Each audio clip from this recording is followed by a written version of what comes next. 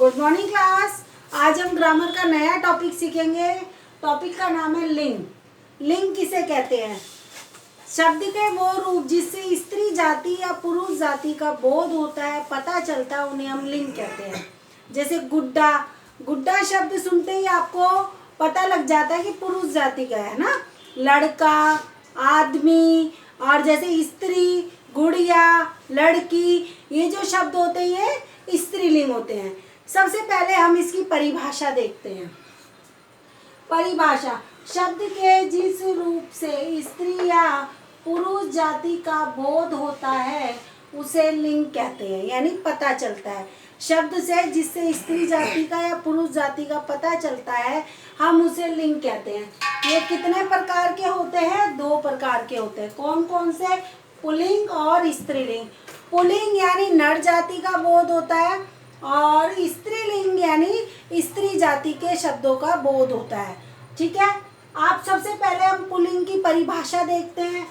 परिभाषा पुल्लिंग: जो शब्द पुरुष यानी नर जाति का बोध कराते हैं, जिनसे पता चलता है, उन्हें हम पुल्लिंग कहते हैं। जैसे बच्चा, ठीक है, पुल्लिंग कहते हैं। जैसे बच्चा, बकरा, गुड्डा, ये वो शब्द है जिनसे पुरुष जाति का बोध हो रहा है। ठीक है, इसलिए हम इन्हें पुल्लिंग कहते हैं। आप सबसे पहले एक बार और परिभाषा यहाँ पढ़े। शब्द के जिस रूप से स्त्री या पुरुष जाति का बोध होता है यानी पता चलता है, उन्हें हम क्या कहते हैं? लिंग कहते हैं। लिंग कहते हैं। लिंग कितने प्रकार के होते हैं बेटा? 2 प्रकार के, पुल्लिंग और स्त्रीलिंग। पुल्लिंग परिभाषा: पुल्लिंग: जो शब्द पुरुष जाति का बोध कराते हैं उन्हें हम पुल्लिंग कहते हैं। जैसे बच्चा, बकरा, गुड्डा। अब आपकी बुक के माध्यम से थोड़ा सा पढ़ लेते हैं। इसमें लिंग पुरुष अथवा स्त्री जाति की पहचान कराते हैं। लिंग से हमें पुरुष जाति और स्त्री जाति का पता चलता है। परिभाषा फर्स्ट सेकंड दोनों में सेम है, तो आप दोनों ही बुक का मैंने पढ़ा दिया है आपको। अब ये जो परिभाषा है आप इस दोनों ही क्लासों में करनी है आपको। ठीक है, लिंग पुरुष अथवा स्त्री जाति की पहचान कराते हैं।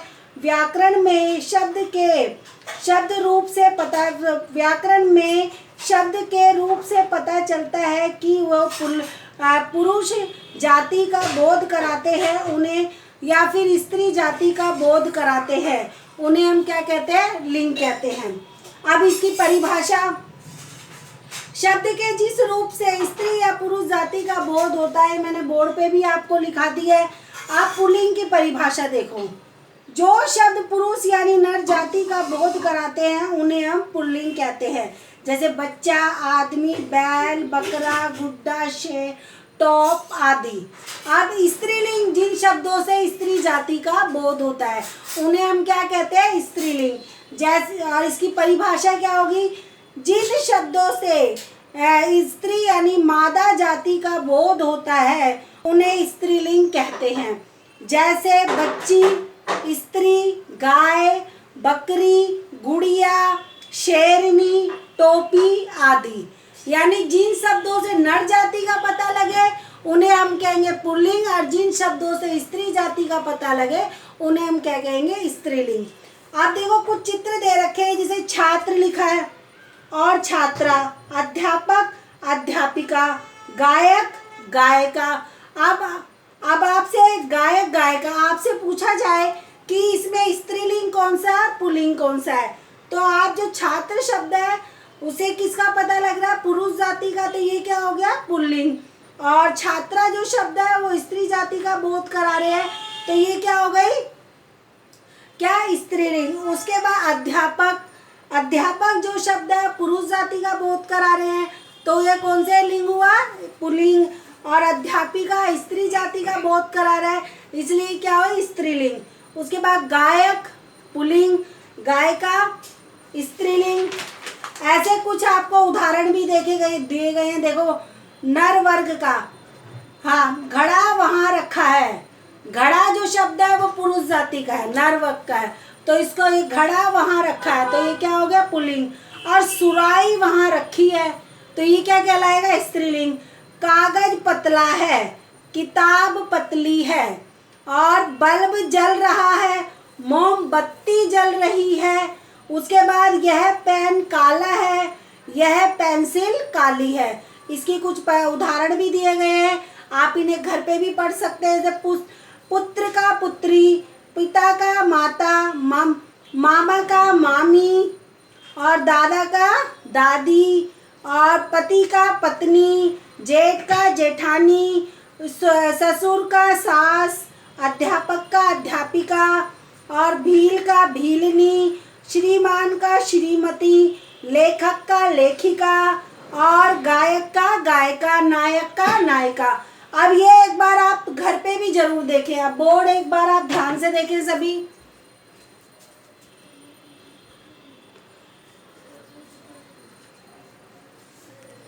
ठीक है, अब ध्यान से पढ़ें इसको।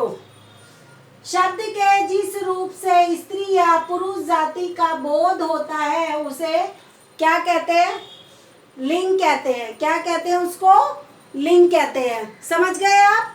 अब एक बार इसको आप अच्छे से अपनी कॉपी में उतारेंगे, टॉपिक लिखेंगे। हिंदी व्याकरण की कॉपी में आपको इस वर्क को करना है, हिंदी रीडर की कॉपी में नहीं करना है। और आप सबको पता है कि कॉपी चेकिंग का टर्न चल रहा है। मंडे और ट्यूसडे को आपकी कॉपियाँ चेक होंगी, तो आप अपनी जो कॉपी हैं वो स्कूल में जमा कराएं। सभी की कॉपी आपको मंडे और ट्यूसडे को विद्यालय में जमा करानी है।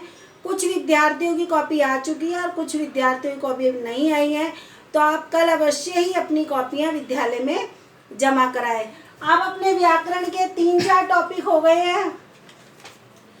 एक टॉपिक मैंने आपको करा दिया है संज्ञा का। पहले मैं संज्ञा सर्वनाम की परिभाषा आपको करा चुकी थी। अब लिंग करा दिया आज मैंने। ठीक है, इसकी मैं जो एक्सरसाइज है बेटा, ये मैं आपको सेंड कर दूंगी। सारी एक्सरसाइज ये आपको अपनी कॉपी में करनी होंगी। एक्सरसाइज मैं आपको सेंड कर दूंगी। ओके, अच्छे से आपको अच्छी हैंडराइटिंग में करनी है सारी। ज़्यादा परिभाषाएं नहीं है, इसके एक परिभाषा और है स्त्रीलिंग की परिभाषा, ये मैं आपको अपनी नेक्स्ट वीडियो में कराऊंगी। आप अपना वर्क रेगुलर करें, वर्क बिल्कुल नहीं छोड़ना है। जो भी वीडियो वर्क है उसको रोजाना करेंगे आप।